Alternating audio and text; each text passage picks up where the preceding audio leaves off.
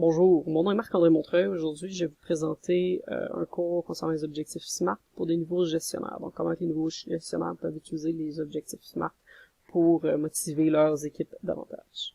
Donc, pour commencer, qu'est-ce qu'un objectif SMART? Un objectif SMART est un objectif qui répond aux critères suivants. C'est un objectif qui est spécifique, mesurable, réaliste, temporel, atteignable et stimulant. Comment ça se traduit? Eh bien, un objectif qui est spécifique va évaluer quelque chose d'assez précis. Par exemple, ici, on va évaluer le chiffre d'affaires du produit Z. Si je voudrais dire, moi, je veux savoir si le produit Z est un bon investissement, c'est pas assez spécifique pour pouvoir l'évaluer par la suite. Donc, un chiffre d'affaires, c'est quelque chose qui est très spécifique, donc ça va être facilement comparable au final en termes de résultats. Ensuite, mesurable. Donc, mesurable, si on regarde l'encadré en gris, ici on choisit 10% par rapport à l'année précédente. Donc on va évaluer, on va s'assurer que le chiffre d'affaires du produit Z a augmenté de 10% par rapport à l'année précédente. Donc en fait, pour s'assurer que quelque chose est mesurable, c'est bien d'utiliser une unité de mesure. Ici, notre unité de mesure est 10%. Donc, si j'obtiens 9%, par exemple, on peut pouvoir dire que l'objectif est un échec. Si j'obtiens 11%, on peut dire que l'objectif est un succès. Donc, ça permet d'avoir un threshold qu'on peut évaluer. Ensuite, temporel, c'est l'objectif, quand est-ce qu'on évalue l'objectif? Ici, on va évaluer l'objectif au 4e trimestre, donc de mon année. Donc, au rendu au 4e trimestre, je vais regarder si le chiffre d'affaires du produit Z a augmenté de 10% par rapport à l'année précédente. Donc, c'est mon temps limite. Et finalement, réaliste atteignable, c'est savoir est-ce que la combinaison de ces éléments-là est quelque chose que l'équipe va être capable d'atteindre, pas facilement, mais pas difficilement non plus, ou est-ce que c'est quelque chose qui est pas impossible non plus. Faut que ça soit challengeant, mais pas trop difficile, ou challengeant et pas trop facile, parce que là, ça fait des objectifs qui sont pas balancés, et ça peut affecter la motivation des membres de l'équipe ou des individus. Donc, dans ce cas-là, on va évaluer, est-ce qu'un chiffre d'affaires du produit Z qui augmente de 10% par rapport à l'année précédente, rendu au 4e trimestre, est quelque chose qu'on est capable de réaliser. Donc, on peut se baser sur les informations qu'on a des années précédentes, pour évaluer, c'est quelque chose qui est atteignable ou est réaliste. Donc, si oui, parfait, on peut aller de l'avant avec ça. Et finalement, si toutes ces conditions-là sont remplies, on peut dire que l'objectif est stimulant. Et un objectif stimulant va aller augmenter la motivation des gens de l'équipe, théoriquement, pour atteindre cet objectif-là. Donc, ça, c'est les objectifs les plus qui sont théoriquement les plus fun et les plus challengeants pour les gens d'une équipe et les plus motivants aussi. Ensuite, les étapes de création d'un objectif SMART. La première étape serait de spécifier l'élément à évaluer. Dans notre cas ici j'écris performance d'un produit, mais en fait, le plus spécifiquement, c'est le chiffre d'affaires d'un produit. Ensuite, on choisit l'unité de mesure. Là, j'ai choisi pour cet exemple-là pourcentage de profit. Ensuite, on détermine la date limite. Là, dans l'exemple précédent, c'était 4e trimestre, mais dans cet exemple-là ici, je choisis 2 mois. Donc, je vais évaluer que le chiffre d'affaires d'un produit a augmenté après 2 mois d'un X% de profit. Et ce pourcentage-là, le résultat souhaité est de 35%. Une fois que j'ai choisi tous ces éléments-là, je vais aller évaluer l'objectif pour m'assurer que c'est atteignable et réaliste. Donc, je vais pouvoir aller me baser, comme j'ai dit, sur du data qui provient du passé, ou aller discuter avec des gens qui ont peut-être déjà créé ce genre d'objectif-là ou essayé ce genre d'objectif-là pour avoir leur feedback.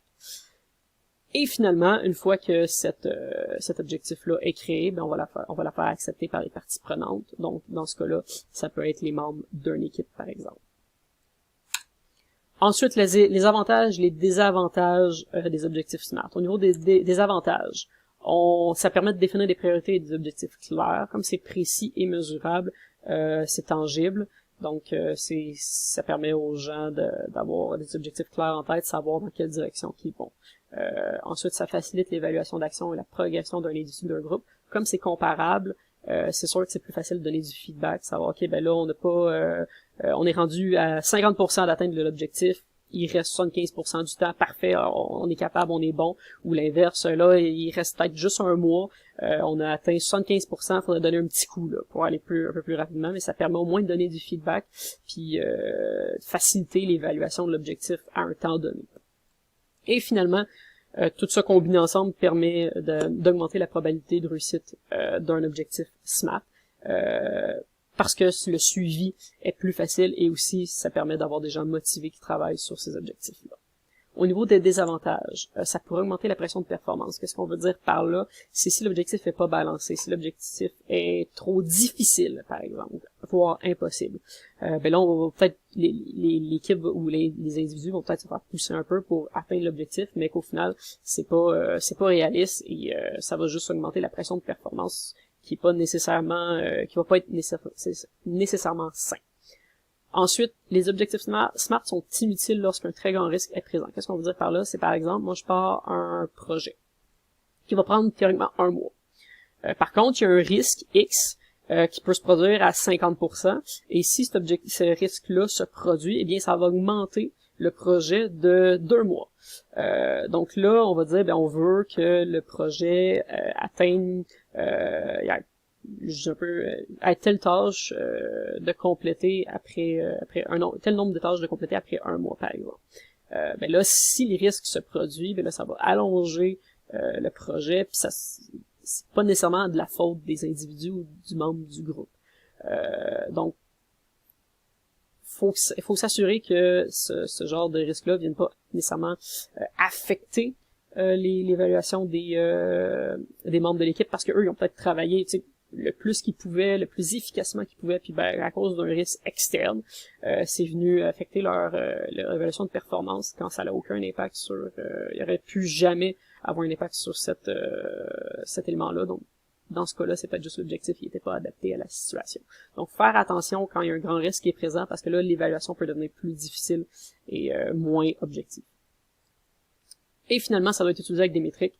Si on peut pas comparer les résultats, si on ne sait pas c'est quoi l'augmentation du profit de tel produit X après un certain temps, ben, on peut pas évaluer l'objectif. Donc, il faut s'assurer, quand on crée un objectif, d'avoir les métriques nécessaires à l'évaluation de ces objectifs-là, évidemment. Donc, voilà. Au niveau des exemples, je vais vous montrer des exemples dans quelques contextes différents. Par exemple, dans le contexte d'entreprise, comme qu'on a vu, il y a ici un exemple d'objectif SMART. Nous augmenterons le nombre de tâches complétées bi-hebdomadairement de 20% dans 2 mois en embauchant 2 nouvelles personnes. On pourrait voir aussi au niveau marketing, nous obtiendrons 500 abonnés de plus à notre site web après le prochain trimestre. Ou sinon, dans le contexte d'un sport, j'aurais une moyenne de 12 km/h à la course d'ici juin. Donc, c'est tous des objectifs SMART qui peuvent être utilisés dans des contextes différents. Donc, n'hésitez pas à les utiliser dans plusieurs contextes si vous en avez besoin de votre côté. Juste s'assurer que ce soit des contextes qui soient adaptés à l'utilisation des objectifs SMART. Donc, voilà, c'était tout pour les objectifs SMART. Si vous avez des questions, n'hésitez pas à me contacter. Sinon, ben, je vous invite à aller faire le quiz pour évaluer vos connaissances sur ce sujet suite à cette activité. Bonne journée.